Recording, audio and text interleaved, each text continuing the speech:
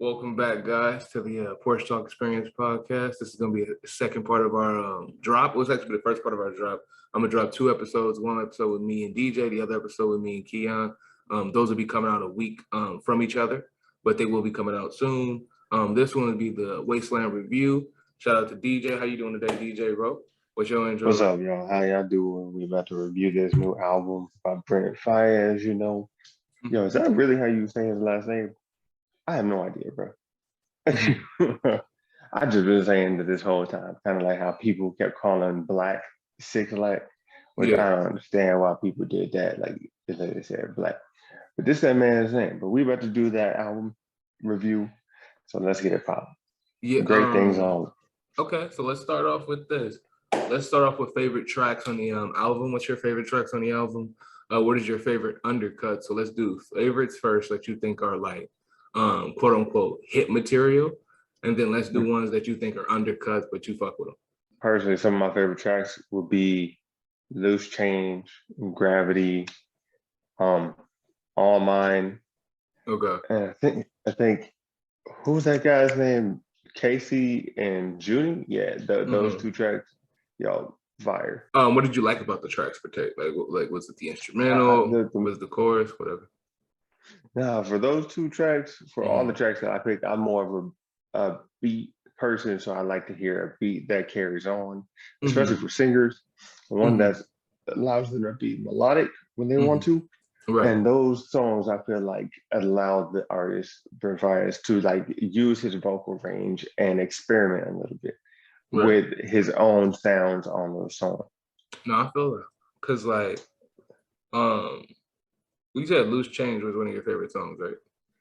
Oh yeah, man. Loose Change and Jackie Brown, yo, because the way he you like Jackie Brown too? Bruh, that's my shit, dog. that one right there. I feel that. I don't like. I ain't gonna say I hate Jackie Brown. I like that song. It's probably not one of my favorites, but I definitely like that song. But it is one of my favorite undercuts. It's one of my favorite songs that I think probably won't get that much mainstream appeal per se. Yeah. But it's definitely, for me, it's definitely in the rotation. For me though, when I would say like favorites, mine would have to be Loose Chains and Role Models. Mainly for like the instrumentals and his voice. Like he made his voice an instrument on this album. I feel like every song on here was really built for his vocals and the way that he sings. But those particular songs are like standouts to me. Like those songs right there, Role Models and Loose Change, are just, he was in his bag, bro. Like he was in his fucking bag. He knew what he was doing. He had the image in his head of what song he wanted to create and created exactly that way. There's another track that I forgot, but Addictions. Oh, Addictions fire too. But yeah, like that those two will probably be my favorite. But let's get to the undercuts. Since you brought up Addictions, let's get to undercuts. So off your undercuts, Addictions is one of yours, because Addictions is definitely one of mine. I fuck with that song. For me personally, like I don't ever really find undercuts in a song. Like I know which ones are gonna be mainstream for sure. Yeah. But then there's always those tracks from an artist that you may think is an undercut, but it might be the one that blew up. Like prime example, when I heard what was it, that Igor album by Tyler the Creator, that song Earthquake. You know what I'm saying? I heard that shit and I was like, yo, it's good, it's different. You make my Earthquake. I was like, all right, cool.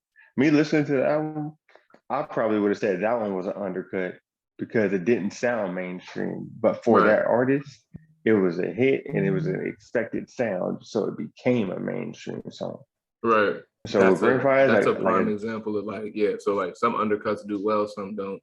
I don't even know if that's the correct saying of it. Because I don't even know if that's the correct saying of it, but like that's what I call it with the album. With the album, I don't know if that's the correct saying of it, but that's what I call them as undercuts on the album. When there's songs where it's like they kind of filled out the album per se, like they're just songs that were put on the project to make it fill out, to make it feel more complete. Those are what I call undercuts. I could be wrong, could be a different word or term for them, but that's what I've always addressed them as undercuts.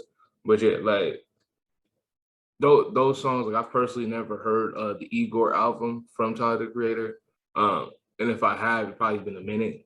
I could have listened to it, but it's been a minute, so I wouldn't know about the Earthquake song. But I understand what you're saying. Like a lot of these songs on this album could really be like standalones if they wanted to. But it is a long album, you know. It is I think it was 18 or 19 tracks last time I counted. Um, so it is a longer album, especially for today, where a lot of people do 12 track, 13 track albums. So it's a lot of them. But like you said, Addictions, to me, Rolling Stone, Ghetto Gatsby, all of those songs are like legit. Like I said, like he took his voice, and whoever was the producer, the executive producer, they made sure they mixed it right. They made sure they made his voice essentially an instrument. Like every song he was on, his voice was out. You could separate himself from the beat. It's a lot of different. It's a lot of problems that like, R&B artists have of doing that, where the beat kind of overtakes their vocals. And I don't think it was one song on here Yep. like that. You know, I would definitely say this was probably a solid album, good album. I don't know if this is his sophomore or how many albums he's actually put out. This might be his first album, but to me, it's a really good I believe project to stand on. But it's either his sophomore or his third, because he mm, might have dropped the EP in between. Actually, I yeah. think it is his third album. So you think it might But be his third album? Okay, okay. yeah, Well, it's a solid album regardless. I hella fuck with it. Um, On to another subject with the album though. Did you have a problem with the length of it? not at all, man. Not at all. Like a lot of artists nowadays are really trying to push for that short narrative, Mm-hmm. short plays. Some of them just want to, some people just want to fulfill the requirement. Right, It's like, because you never know with these record labels, some people are like, hey, yo, you got to make an album that's this many minutes. That's why some people just, put skits on the album because right, it does help tell the story. But at the same time, it's like, contract says each album got to be X amount of minutes, blah, blah, blah. right. And then you gotta try and have like at least a couple hits up in there. Like I didn't know this before, but some artists have like in their contract stuff about royalties and which songs get played, which ones you get back over a period of time. Mm-hmm. And like, it's crazy. You never know.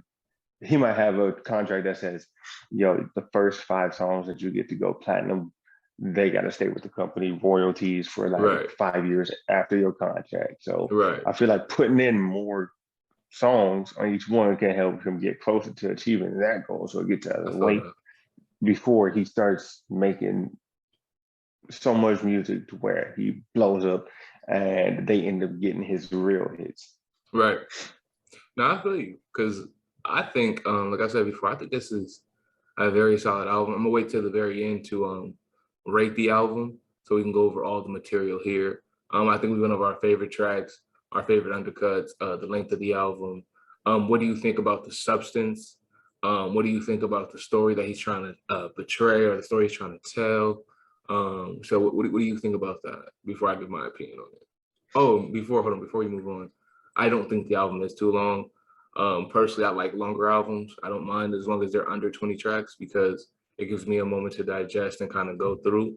Plus, I'm an R&B fan, so we don't get much R&B nowadays. You get more R&B or like what I call more pop music, but they're catered to R&B or they have like a singer on there. So it sounds a little bit more like R&B, but to me, it's more considered pop music. I feel like a lot of these songs on this album are real R&B music. So I was able to heavily fuck with it. I fucked with it a lot. And giving me all those tracks on this album definitely helped my R&B catalog. You know what I'm saying? R&B playlist, so on and so forth. So I have no issue with the length. But like I was saying before, how do you feel about the substance of the album? You know what? When I hear the album, it kind of gives me like that one play by Shakespeare, Romeo and Juliet vibes. Mm-hmm. Like they going through a struggle the whole time. He's showing it from his perspective. Bruh So said Romeo and Juliet like that though. I, Good. because it's a tragic story. You know how the last skit ends of the Yeah, album, yeah. Let's not okay? spoil it for the people, but yeah, I get what you're saying though. So with that being said, I feel like it's just a tragic love story being told from his perspective. Now, That's solid. I with fuck that with you. going on, it also feels like a long and a long apology, Mm-hmm. but and the album in itself is more like the contents of the. If he wrote a letter to his girl saying, "Hey, I'm sorry, you didn't know what I was going through, I didn't share." This is the contents of the letter. that would be telling her everything that was going on with him Her. and Okay. how he feels about it. No, I hear what you're saying though. I ain't gonna lie to you.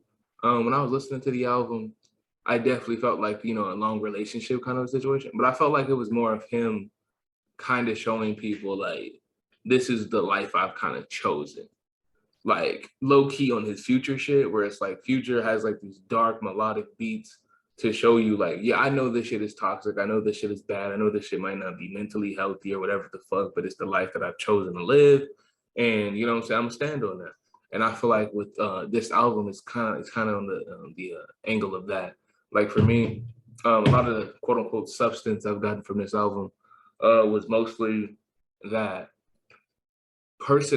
his personality, he might have an addictive personality. He might have a personality where he picks up different things and might not be able to put them down after picking them up. Like you said, in addictions, like, drugs, women, love, all these kind of different things that he's kind of addicted to. Rolling Stone, letting people know, like, if I disappoint you or I let you down, I'm sorry.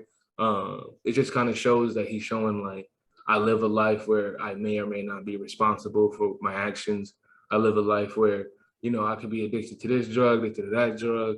I live a life where, I might fall in love with her. I might really like her right now. I might really like, another girl later on.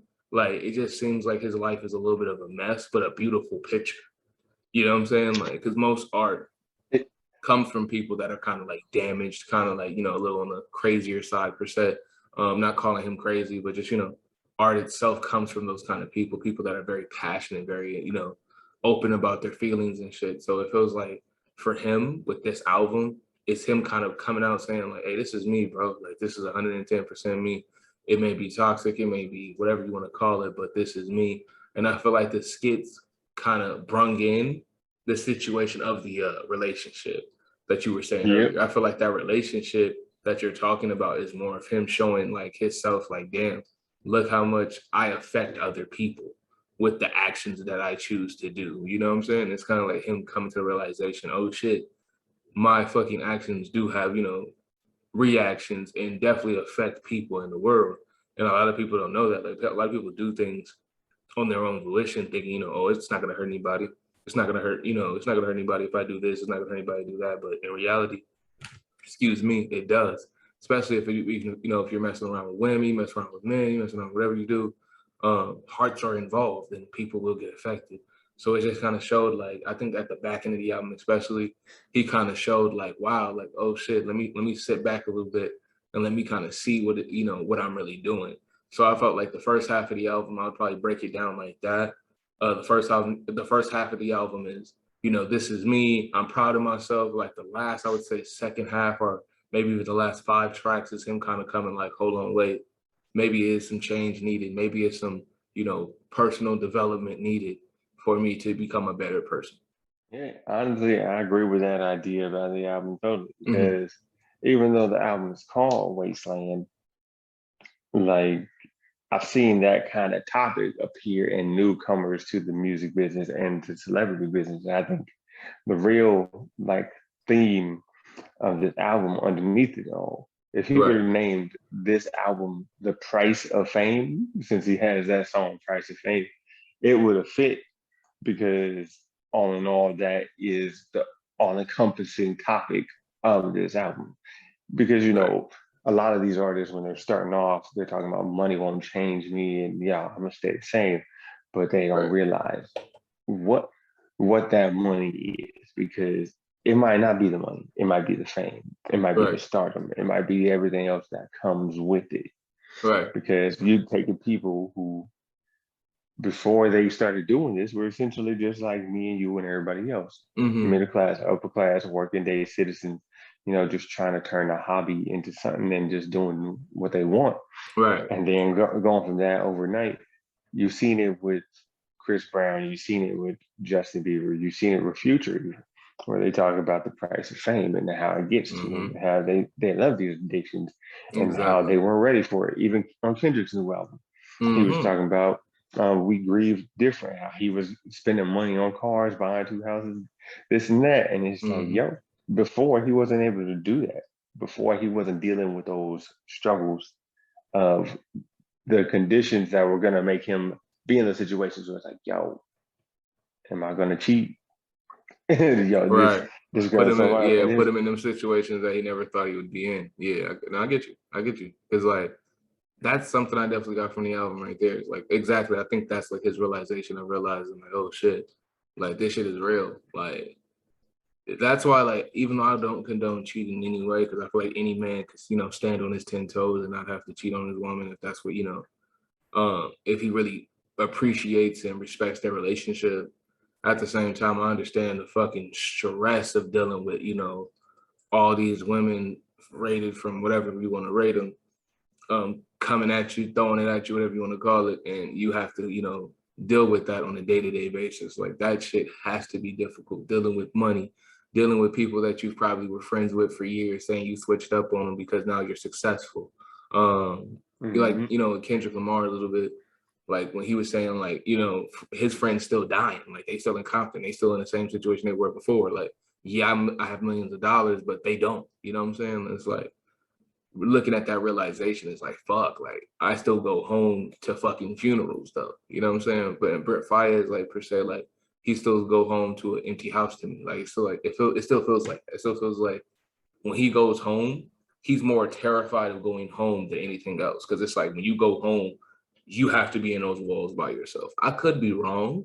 I could be completely wrong, but just like the vibe of the album made me feel that way. It made me feel like this is a man that goes home as late as possible and stays home for, the shortest amount of time possible. Like he might be the kind of person to come home, sleep for like 6, 7 hours, get up, get in the shower, eat, get dressed and dip. Like he's Yeah, gone out for yeah. another like 12 hours again type shit. You feel me? Like he doesn't seem like the kind of person to be in the house for that long or be around, people like that for that long. I feel like he definitely is a person where he likes to be out. He likes to be at the club. He likes to be at the bar. He likes to be in the scene per se. You feel me? Like he even have on one of his songs, it was a Rolling Stone, where he was like blaming on my mom, blaming on my mother. I can't go anywhere that's less than me. Like that's a prime example of it. Like how do you have that kind of like perspective on life where it's like, oh, this is not worthy of me, you know what I'm saying? Like that's crazy, but like that perspective happens when you have millions of dollars and you have all this, status and fame. So from a normal person looking in, it's like, wow, that's shocking, you know what I'm saying? That's definitely interesting. So that's something I definitely took from the album also. Yeah, I agree with that completely. But just because of the content of the album. And when you Mhm. think about it at the beginning, at one of the very beginning skits that pops up like a couple tracks in, Mhm. um, in the skit, the girl is telling us she does it for supported, and he's like, "Oh, you talking to all these girls?" And he's like, "Yo, this is my manager. I gotta hit the airport." And he's like, because he's got to do shows, and it's like he's got to go on tour. And I think this album really is something that a lot of people don't talk about Right. like beforehand. It's kind of like a couple of years ago, I was trying to enlist in the Navy, trying to be a Navy SEAL. Mhm. Now, that in itself is a predicament because I had to have a talk with my partner at the time about that. And they were like, okay, so I was like, you have to be prepared because I'm going to be gone.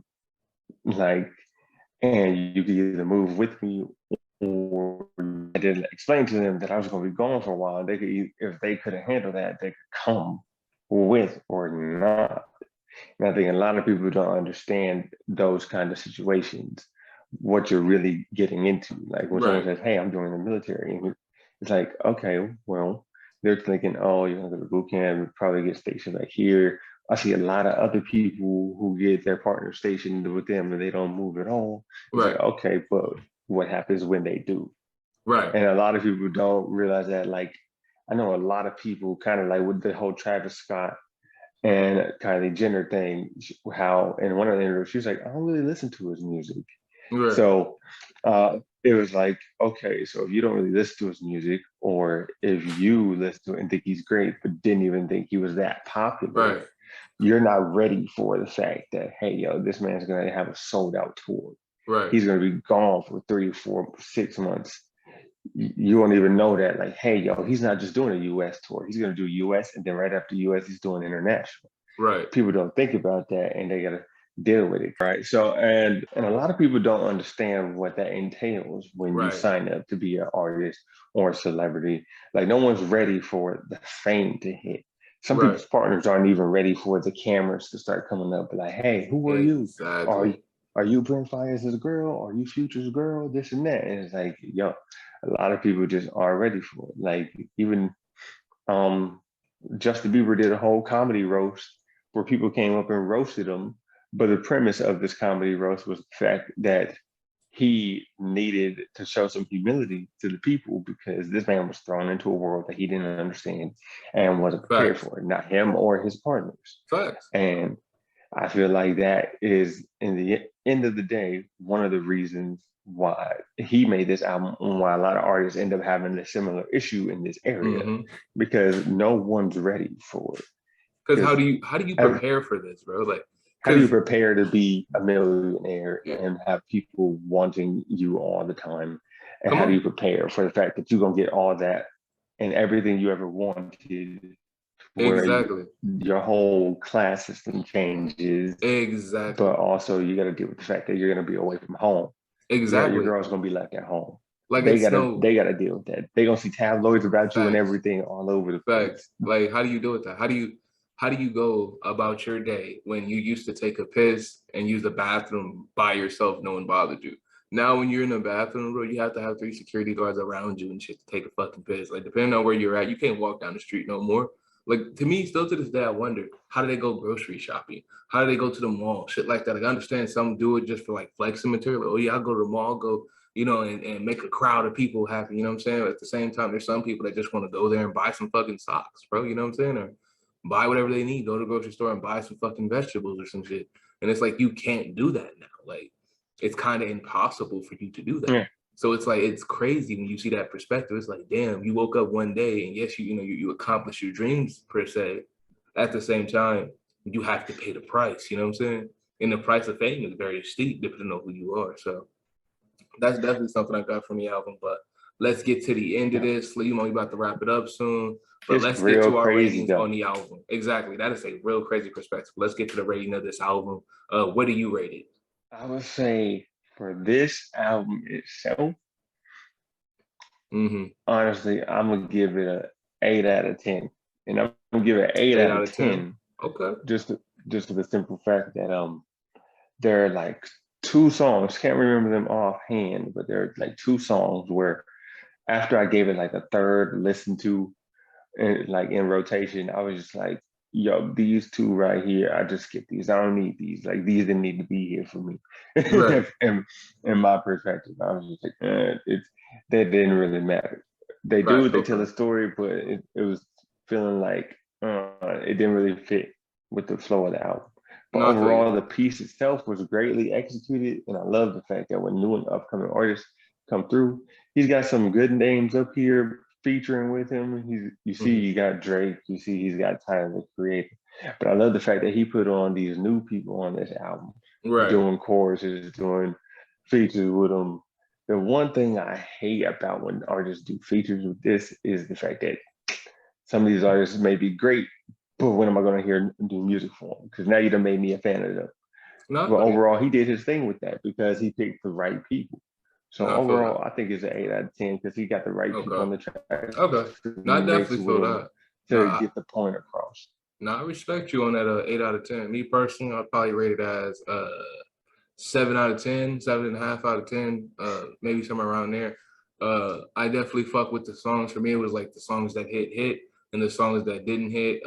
They're sleepers. They're kind of you need a minute to let them digest. You know what I'm saying? But I felt like there's no real misses on this album. To me, I listened to all of the tracks pretty frequently for the most part, so I got a good sense of what he was trying to say. And not only that, like, I got a good amount of tracks out of this album. So out of the 18 tracks that are on here, 18, 19 tracks, I probably listened to about 8 or 9 of these tracks pretty consistently since it came out. So that'll probably be my rating on here.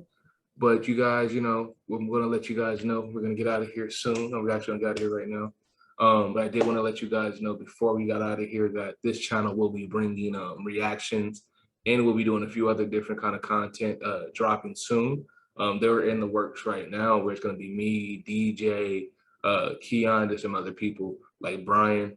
They're going to come through, and we're going to definitely get some more content out for you guys. So thank you for waiting around. Thank you for being patient. We're planning on being more consistent as we grow. Thank you for everyone's support. DJ, is there anything you have to say before we get out of here? I would just like to say, like he said, thank you for your support. Welcome to the channel. And be sure to check out all of our other links that are going to be linked to this channel for whether it be sports news, Twitch streaming, all of that. Exactly. You'll find it right here. Because we'll be having some Twitch streamers, because my friend DJ, he already does his Drunken Fist segment on Twitch. Shout out to him. My girlfriend does too. So we're gonna get them on board real soon with Twitch and try to get like some gameplay dropping on the channel too. This is gonna be a channel where you can come and just watch as much different content as possible. It's not just a podcast, it's a lifestyle for us. We're gonna show you guys and drop as much content as possible and keep you guys entertained as much as possible. I hope you guys have a great day. We enjoyed making this content. Shout out to Brent Faiyaz. Shout out to Wastelands. We heavily fucked with your album. Is there anything else? Any last words you have, DJ, before we get up out of here? No, I'm good. I'm good. I think we covered it all, man. It was great to see you all here again. And just like the back of my banner says, yo, my back fucking hurts, bro. You fucking got all silly. this weight on it. It's time to let go. You silly. But all right, y'all have a great evening, great morning, great afternoon, whatever part of the day when you see this content. I hope you have a great rest of your time. Enjoy. And remember, this is a podcast. Enjoy, y'all.